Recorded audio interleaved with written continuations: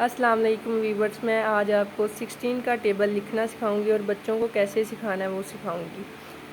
जिसका भी टेबल होगा 15 का, 16 का, 17 का, उसमें उतना ही हम ऐड करते चले जाएंगे। फॉर एग्जांपल कि 16 में हमने 16 ऐड कर दिया तो इधर 32 आ गया, और 32 में 16 ऐड किया तो 48 आ गया, 48 में फिर 16 ऐड कर दिया 64 आ गया, 64 में 16 ऐड कर दिया तो 80 आ गया, फिर 80 में 16 ऐड कर दिया तो 96, और 96 में 16 ऐड कर दिया तो फिर 112, और 112 में 16 ऐड कर दिया तो 128, और 128 में 16 ऐड कर दिया 144, और 144 में 16 ऐड कर दिया तो 160। तो इसी तरह हम सारे के सारे टेबल इसी मेथड से हम सॉल्व कर सकते हैं, चाहे वो 32 का हो, 40 का हो, 35 का हो, जिस तरह जौन सा मर्जी टेबल हो, इस तरह